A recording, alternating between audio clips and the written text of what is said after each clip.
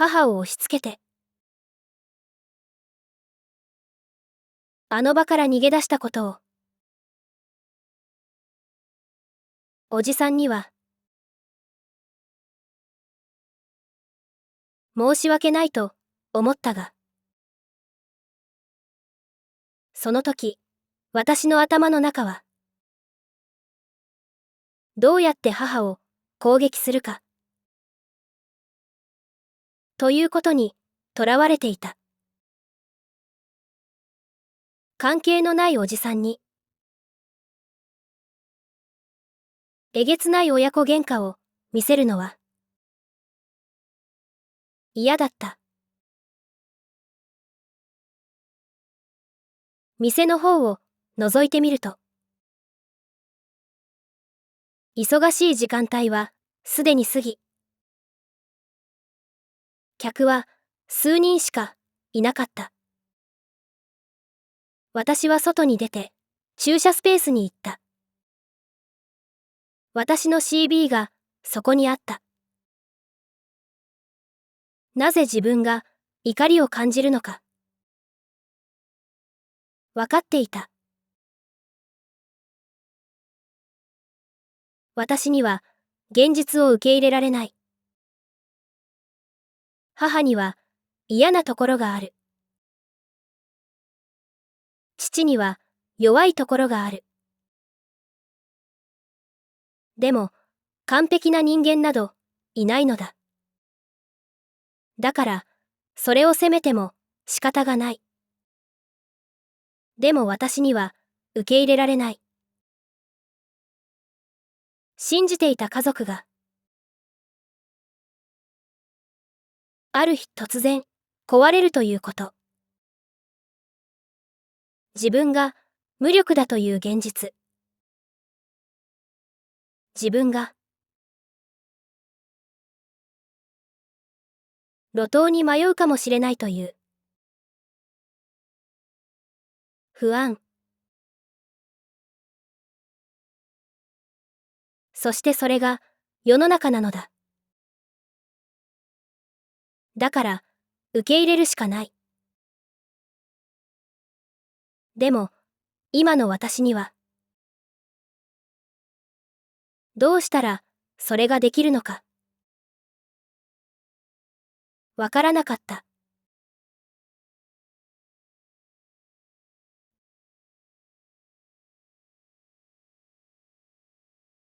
しばらく、多分20分ほど。私はそこにいた。一人でいると少し気持ちが落ち着いた。おじさんと母のところへ戻らなければと思った。おじさんは私を心配して母を居間に通してくれたし、様子を見に来てくれた。そして母は今日わざわざ私を訪ねてきたのだ。母は私をここから連れ出したいようだが、私はそれを断らなければならない。これは私の問題だった。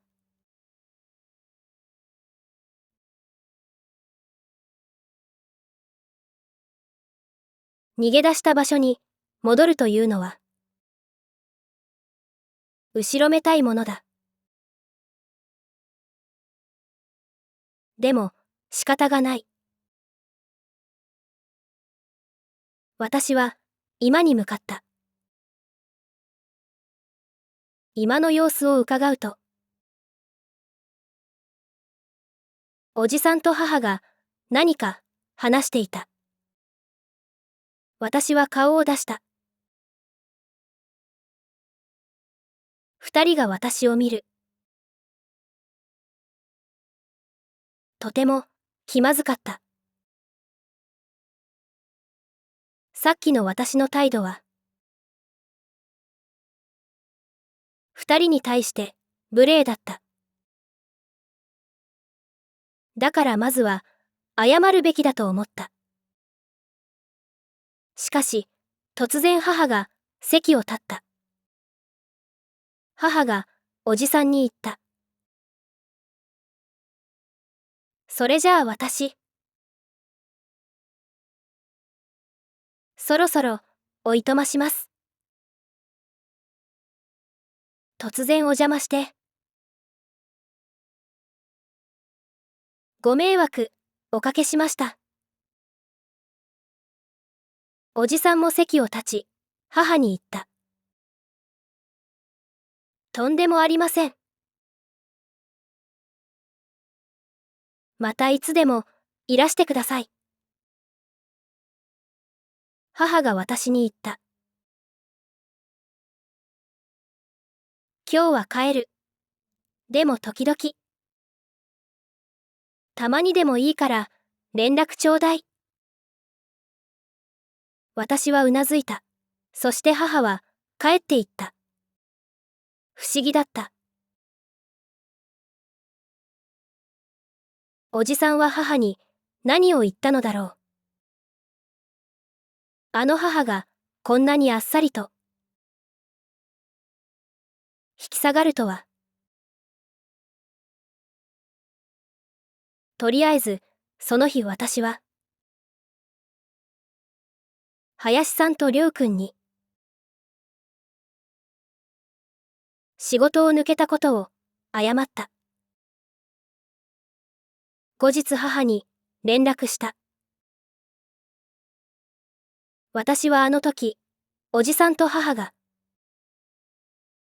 何を話したのか聞いてみた。母は言ったのだそうだ。離婚の後、娘は変わった。反抗的になって、何を考えているのかわからなくなった。今、娘が社会に出て、うまくやっていけるのか、不安で仕方がない。だから娘を自分の手元に置いておきたい。おじさんはこう答えた。この店に私が来たばかりの頃、おじさんは心配だったらしい。忙しくて重労働なのに、給料も満足に払えない。不満に思って当然だし、不平を言われても返す言葉はない。そして私は、客にも他の従業員にも愛想が悪かった。でも彼女は努力してくれましたよ。愛想が良くなったし、周りとも打ち解けてくれた。私はそのことをとても感謝してるんです。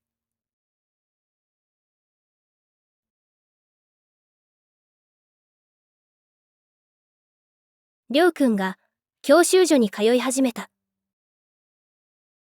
店の暇な時間帯に、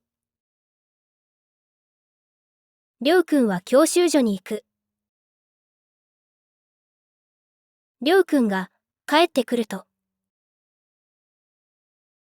おじさんがりょうくんに声をかける。どうだった教習所は。りょうくんは答える。クランクで2回こけました。私は言った。前ブレーキ使ったんでしょ。私もやった。聞かれもしないのに、私は言う。前ブレーキ使うと。バイクは曲がらないから。クランクでは後ろブレーキを使えばいいのよ。教習所のことになると。私は口を挟みたくなってしまう。自分が教習所に通っていた頃のことを思い出すからだ。それは私にとっていい思い出だ。それまでできなかったことができるようになる。別の自分になれそうな気がした。あの時、両親の離婚で落ち込んでいた私を教習所のバイクが救ってくれた。免許を手に入れてバイクショップに出かけた時のことを思い出す。あの時の嬉しさを私は覚えている。ある日、りょうくんが言った。教習所の課題で一本橋ってあるじゃん。うん。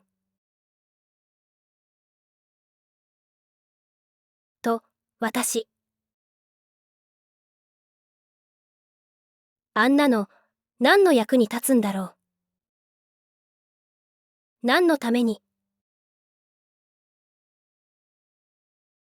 一本橋があるのかと問われれば。正直、私にもわからない。しかし、あれは役には立つ。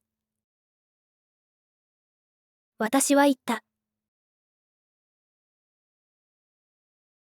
あれは、渋滞している車と車の間をすり抜けるときに役に立つ。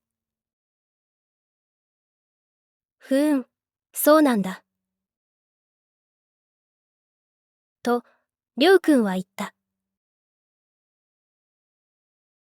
うまくいかないの？時々、橋の途中で落ちる。私は思い出そうとした。一本橋を通過するためのコツ。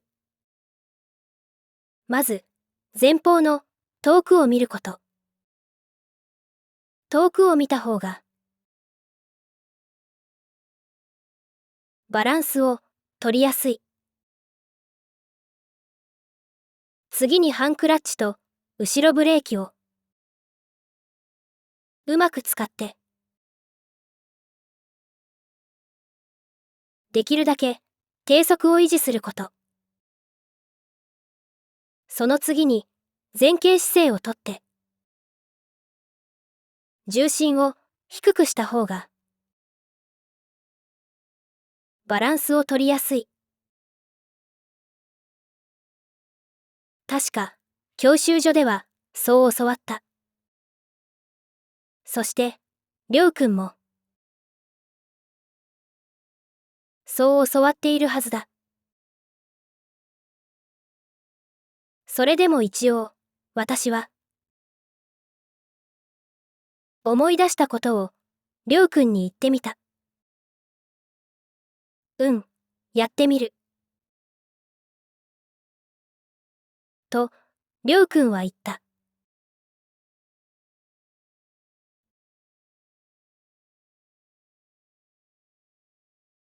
りょうくんは言っていた。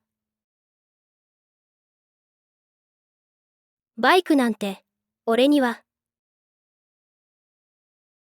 縁のないものだって思ってた。俺、貧乏人だしさ。でも、ここにいて、少しずつ貯金もできて、よく考えたら無理ってこともないような気がしてきたんだ。りょうくんがどこかの工場の派遣社員で、そこをリストラされたということは知っていた。でも、それ以上のことは知らない。りょうくんは話さなかったし、私も聞かなかった。やっぱりお互い、すねに傷を持つところもあるし、立ち入らない方がいいことがある。だから、貯金の話は初耳だった。確かに給料は月に5万円しか出ないが、貯金ができないことはない。食費や家賃はここでは必要ない。光熱費も必要ないし、洗濯機も自由に使えるし、お風呂にも入れる。つまり、その気になれば、私とりょうくんは、お金をほとんど使わなくても、生活できるのだ。それにしても、いくら貯めたのかは知らないが、偉いものだ。りょうくんがバイクに乗るためには、教習所に通う費用と、バイクの購入費が必要になる。他にも、ヘルメットなどの装備の購入費も必要だし、保険にも入らなければならない。少なくとも、りょうくんは、教習所の費用とバイクの購入費は、確保したはずだ。昔のことを思い出した。高校3年の頃、私はアルバイトに明け暮れていた。あの時私はたった一度だけ、おじさんにバイクの後ろに乗せてもらったことがあった。ある日、ふと思った。もしも私が前に乗ることができたら、つまり自分が運転することができたら、そして私もあの時、今のりょうくんと同じことを考えた。無理ということもないのではないか。そう思ったのだ。りょうくんが聞いた。バイクで事故ったことある？うん、ある。と、私は言った。痛かった。痛いなんてもんじゃなかった。あれは冬の寒い日で、あの時私は厚着をしていたが、保護の入ったライディングジャケットを着ていなかった。片側一車線の道路で、スピードは多分時速 50km 前後だったと思う。路肩に停止している車の陰から自転車が飛び出してきたのだ。私は自転車を避けようとしてバイクをバンクさせ、同時に前後ブレーキを思い切りかけていた。バランスは簡単に崩れ、ロックした後輪は見事なほどよく地面を滑った。CB は完全に転倒し、私と一緒に地面を滑った。衣類には簡単に穴が開き、私の肘と膝はアスファルトの道路に擦られた。自転車はギリギリで避けられたが、私はボロボロだった。痛かったし、怖かった。幹部はまさにハンバーグのようだった。焼く前のひき肉状態の赤いハンバーグ。しかも血も滴っている。そのハンバーグはやがてかさぶた状態となり、焼いた後の黒いハンバーグに変身していくことになる。私の CB は修理が必要だったが、まあ無事だった。あの時私は対向車線に完全にはみ出していた。もし対向車が来ていたら、どうなっていたか考えると、今でもゾッとする。あの日からバイクに乗るときは、ライディングジャケットを着なければならないと、私は信じている。私は少し時間をかけて、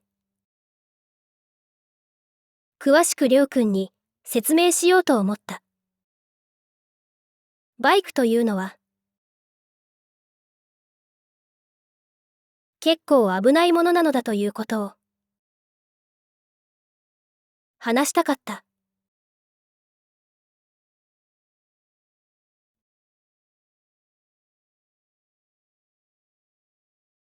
昼の慌ただしい時間が終わり、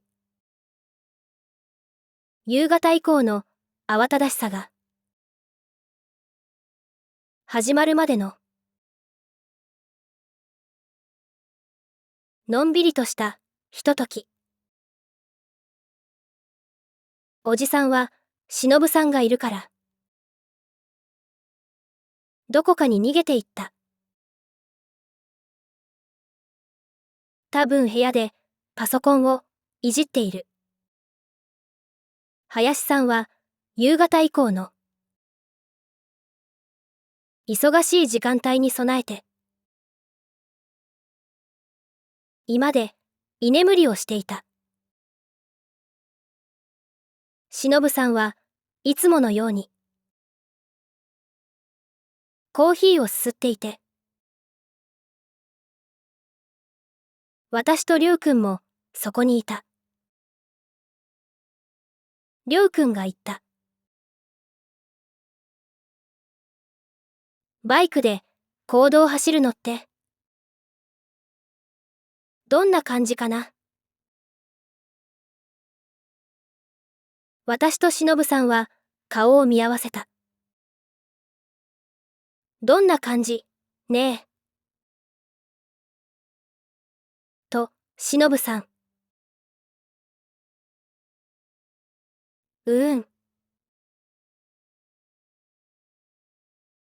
と、私。りょうくんが。免許と自分のバイクを手に入れて。公道を走ったらどう思うだろう。私は自分がバイクに乗り始めたばかりの頃のことを思い出していた。はじめは道なんか知らないし、どこに行くのかも考えていない。でも、当時まだ女子高生だった私には、信じられないほど遠くまで、簡単に行くことができた。湾岸道路や羽田空港周辺、相模原の湖、伊豆の海、箱根の山。素晴らしい風景。自分が自分でないような不思議な時間。私は言った。乗ってみればわかるよ。しのぶさんも言った。うん、そう、乗ってみればわかる。再生リスト17に続きます。